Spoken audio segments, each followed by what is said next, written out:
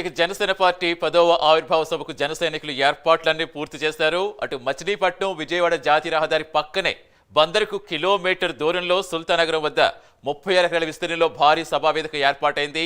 అటు భారీ స్థాయిలో జన సైనికులు రావడంతో వాహనాల పార్కింగ్ కోసం కూడా సభావేదిక సమీపంలో 60 ఎకరాలు కేటాయించారు.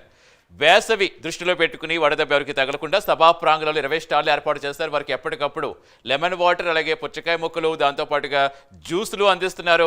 జన సైనికులే వాలంటీర్లుగా మారి స్వచ్ఛందంగా సేవలు చేస్తున్నారు. ఇటు ఆవిర్భావ దినోత్సవం సందర్భంగా ప్రాంగణంతో పాటుగా దారి పొడవున పవన్ కళ్యాణ్కు స్వాగతం పలుకుతూ జన సైనికులు పెద్ద ఎత్తున ఫ్లెక్సీలు ఏర్పాటు చేశారు. ఇక పవన్ కళ్యాణ్ రాక సందర్భంగా ఎలాంటి అవాంఛనీయ సంఘటనలు జరగకుండా పోలీసులు పటిష్ట బందోబస్తు ఏర్పాటు చేశారు.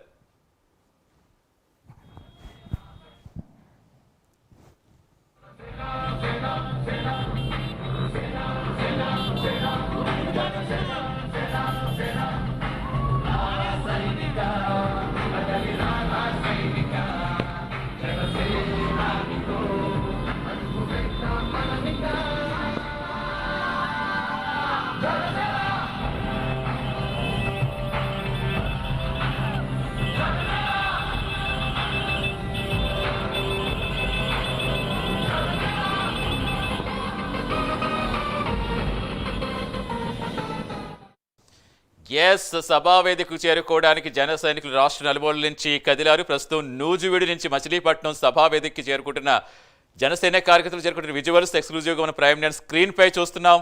భారీ సంఖ్యలో నేతలు, కార్యకర్తలు, అభిమానులు మచిలీపట్నం సభావేదికకు చేరుకుంటున్నారు. ప్రస్తుతం మనం చూస్తున్న విజువల్స్ నూజివీడు నుంచి జనసేన కార్యకర్తలు భారీగా చేరుకుంటున్న విజువల్స్. భారీ ర్యాలీగా బయలుదేరారు.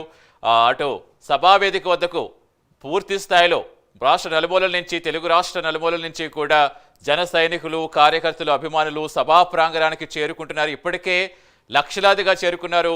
టోటల్గా 5 లక్షలకు వస్తారని అంచనా వేస్తారు. కానీ అంతకు మించే సంఖ్య ఉంటుందని అక్కడ జనసేన కార్యకర్తలు, నేతలు చెప్పడం మనం చూస్తున్నాం. వారందరికీ తగ్గట్టుగానే ఏర్పాట్లు చేస్తున్నాం. అటు భోజన ఏర్పాట్లు కావచ్చు, ఎండ దృష్ట్యా వడదెబ్బ తగలకుండా వారికి జ్యూస్లు, లెమన్ వాటర్స్, అలాగే స్టాల్ ఏర్పాటు చేసిన ప్రత్యేకంగా ప్రజలంతా స్వచ్ఛందంగా, జన సైనికులు స్వచ్ఛందంగా వాలంటీర్లుగా మారి వారికి సేవలు అందిస్తున్నారు. ప్రస్తుతం మనం నూజివీడు నుంచి మచిలీపట్నం సభకు బయలుదేరిన జన సైనికుల ర్యాలీ చూస్తున్నాం.